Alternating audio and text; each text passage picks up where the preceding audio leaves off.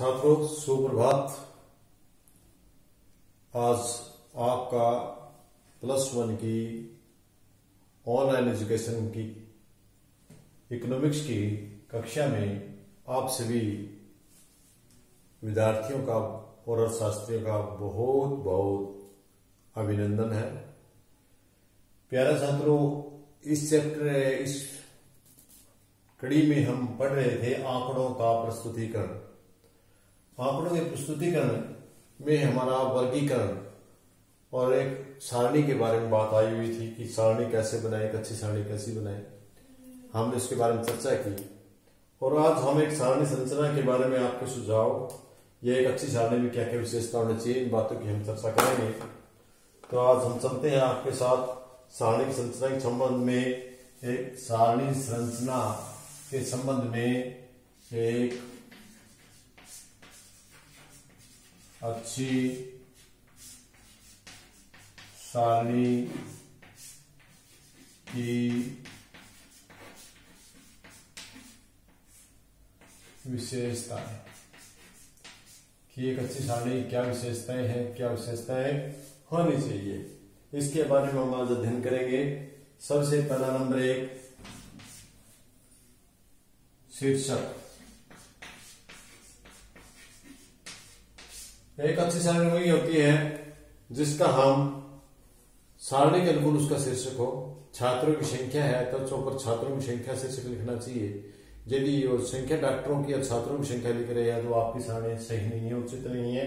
तो इस प्रकार सारणी बनाते समय ध्यान रखना चाहिए जिन संख्याओं का अनुपात तुलना की जारी करनी हो उन्हें एक दूसरे वाले कालमों में पंक्तियों में रखना चाहिए।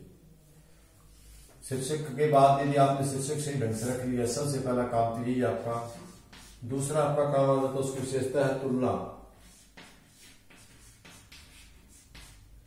एक अच्छी सारणी की ये विशेषता होती है कि वो तुलना में बड़ी अच्छी सहायक होती है और उसके जो कॉलम होते हैं, कॉलम या पंक्तियां, उससे मेल खाते हुए आंकड़ों के रखने चाहिए। उससे मेल खाते हुए आंकड़े या उससे मेल खाते हुए आंकड़े लेने रखने चाहिए हमें उससे। चाहे कॉलम की बात है, कॉलम है, जैसे एक कॉलम है तो इसमें और उसमें लगभग आसपास के आंकड़े रखने चाहिए। पंक्तियों में ऊपर की दूसरी पंक्ति में एक पंक्ति आ रही, छात्रों की संख्या लिख दी, फिर प्रश्नों की लिख दी, फिर किसी और चीज की लिख दी, फिर किसी और चीज की लिख दी। यहाँ पहले लड़कियों की दिए थे, लड़कों की लिखो, फिर मनुष्यों की लिखो, पुरुषों की लिखो। इस प्रकार से पंक्तियां या कलमों का भी ध्यान रखना चाहिए कि जो उनसे संबंधित आंकड़े हैं वे आसपास में रखने चाहिए ताकि तुलना में सहायक हो। नंबर 3 विशेष महत्व। जिन आंकड़ों को आपने विशेष महत्व देना है उन आंकड़ों को आप या तो शुरू में रखिए सारणी में, या नीचे रखिए, या पहले कॉलम में रखिए, या सारणी के आखिरी कॉलम में रखिए। जो भी सारणी आपकी, जैसे मान लीजिए कोई भी ये सारणी है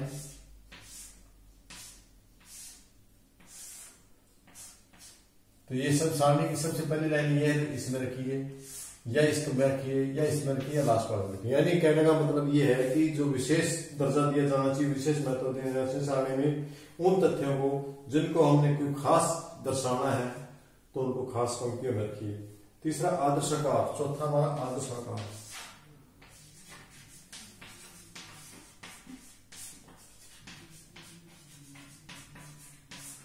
सारणी का आकार ज्यादा ना तो बड़ा होना चाहिए और ना छोटा होना चाहिए। ज्यादा बड़ा आकार भी सारणी को सही नहीं, बेकार बना देता है, खराब बना देता है, उसका उचित आकर्षक नहीं लगता। और छोटा भी नहीं होना चाहिए, उड़ूस पुड़ूस हो जाए, सारे आंकड़े ही समझ में ना आए हमें, तो उसका भी इस प्रकार बनाना चाहिए कि हमें, ताकि उसकी हर चीज हमें समझ में आती रहे साथ साथ। और अगला हमारा है पंक्ति शीर्षक।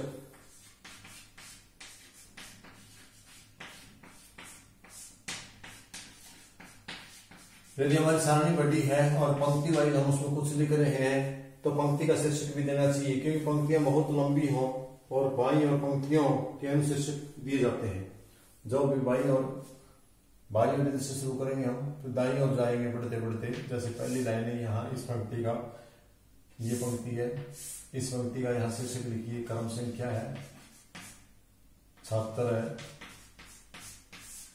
आगे अगली कॉलम है, SRN है। इस प्रकार छात्र पिता का नाम,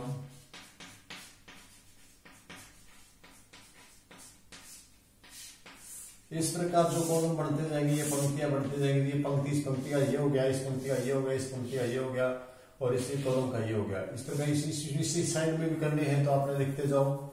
यदि आपने यहाँ करना है 6ठी क्लास, 7वीं क्लास, 8वीं क्लास, इस प्रकार आपके ये हो जाएगा, ये हो जाएगा, ये हो जाएगा पंक्तियों को। पंक्ति और कॉलम के शीर्षक भी आपने लिख लेने चाहिए ताकि आपकी सारणी ठीक हो जाए। शून्य का प्रयोग, शून्य का प्रयोग करते केवल मात्रा की अनुपस्थिति के लिए किया जाना चाहिए। जैसे हमने किसी में 6ठी क्लास है, इसमें हमारे कोई छात्र नहीं है, 6ठी क्लास में हमारे स्कूल में कोई भी छात्र नहीं है, तो हमें उसके लिए यदि छात्र है, यदि वो इस पर लागू नहीं है, मान लो हमारा स्कूल ही 9वीं से 12वीं तक का है, तो यहाँ मत लिखिए, डैश डालिए। और यदि हमारे स्कूल में 6ठी क्लास है लेकिन उसमें कक्षा में विद्यार्थियों की संख्या नहीं है, तो यहाँ शून्य लिखिए। इसको क्लियर कर लें आप। इसके बाद जो अगला है आपका वो शीर्षक है। शून्य शीर्षक है, शीर्षक में जहां तक संभव हो एक वचन में ही प्रयोग किया जाना चाहिए। एक वचन में। नंबर 6,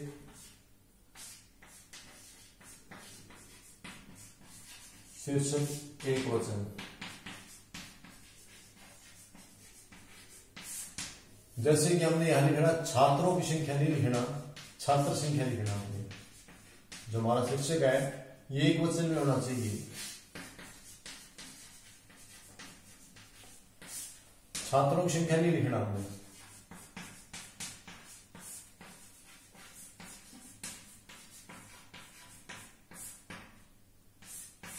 छात्रों की संख्या रॉन्ग। तो ये आपको समझ में आया हुआ। इसके बाद हम चलते हैं आगे।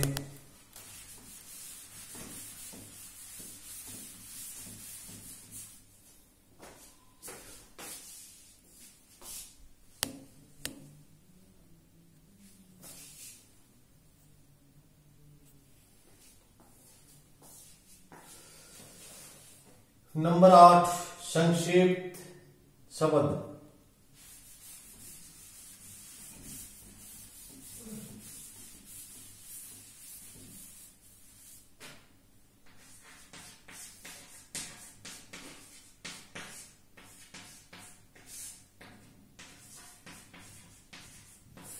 संक्षिप्त शब्द में जैसे डॉक्टर है, मास्टर है, ये नहीं लिखे जाने चाहिए, भले इनकी जगह पूरा लिखना चाहिए। जैसे मास्टर, मास्टर पूरा लिखो।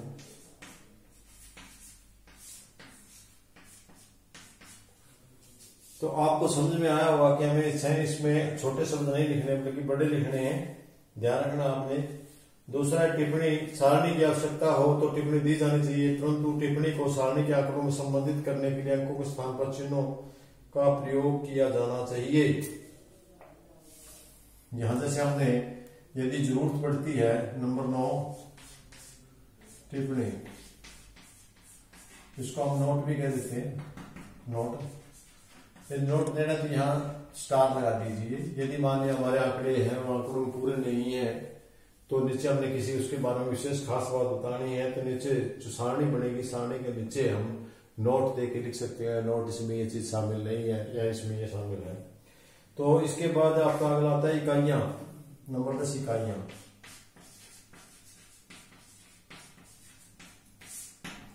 इकाइयां। सारणी के उपयोग में कई इकाइयों के बारे में कॉलम ऊपर अनुशीर्षक लिखा जाना चाहिए। संख्या काफी बड़ी हो तो उसके 3 अंक को हटा करके 0 लिख देना चाहिए। जैसे कि हमारे 1 लाख, 2 लाख, इकाई, 2.5 सैकड़ा लाख, बस।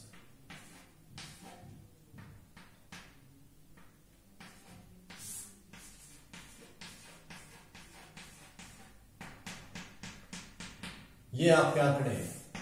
ये मान लिया कोई भी शहर, दिल्ली, कलकत्ता,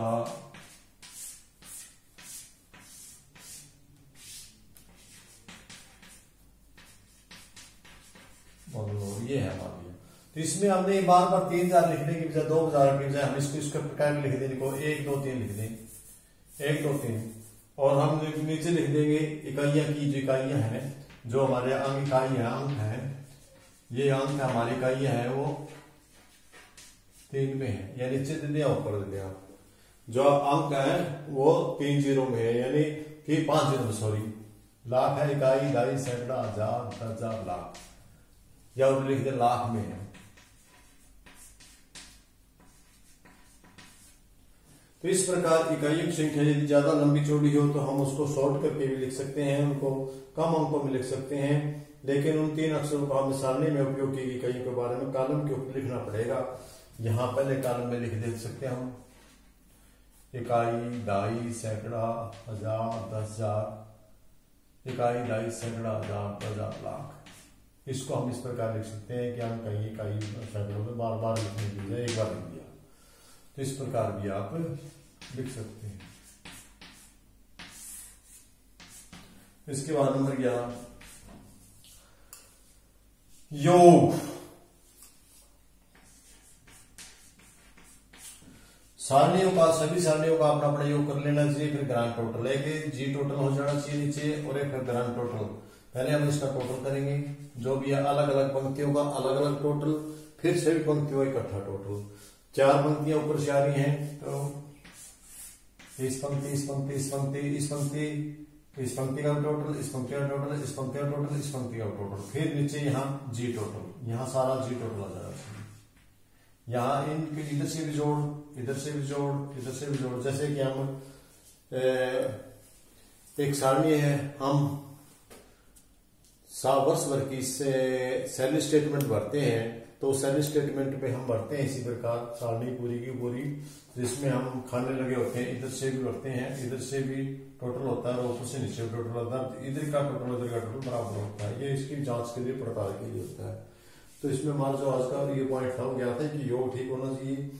इसके बाद प्रतिशत या अनुपात में ले लेनी चाहिए, जो हम जो सारण निकालें, जो भी हम इसका निकालें, बाद में योग आए, उस योग को हमें निष्कर्ष है उसको प्रतिशत में, अनुपात में निकालते दिखा सकते हैं। सन्निकट की मात्रा, यदि सारणी में अंकों की सन्निकट किया गया हो तो उसकी संकट किया गया सूचना सारणी में टिप्पणी बना करके दे देने चाहिए। नंबर 12 था आपका प्रतिशत या अनुपात, प्रतिशत या अनुपात, और नंबर 13 सन्निकट,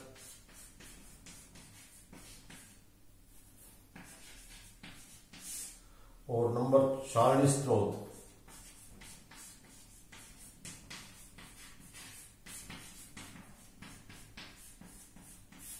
सारणी स्रोत, स्तंभों का आकार ठीक होना चाहिए।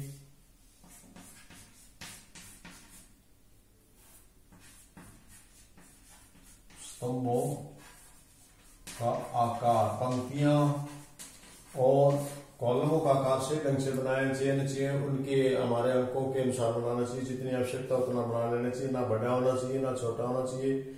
और उसके बाद जो हमारी सारणी है वो मितव्यय, कम खर्चे वाली होनी चाहिए, और उसके बाद सुंदर और आकर्षक भी होना चाहिए, सुंदर और आकर्षक। तो जो प्यारे विद्यार्थियों, आज के हमने टॉपिक में पढ़ा कि एक सारणी बनाते समय किन बातों का ध्यान रखना चाहिए, या एक सारणी में क्या खास बातें होती हैं, एक बढ़िया सारणी में किन किन किन बातों का होना जरूरी है। तो आज के टॉपिक में हमने ये पढ़ा और यही आपने करना है। आज के लिए इतना काफी है। कल फिर नए टॉपिक के साथ ऑनलाइन एजुकेशन में आपसे मिलते हैं। अब तक के लिए आप लोगों का बहुत बहुत धन्यवाद।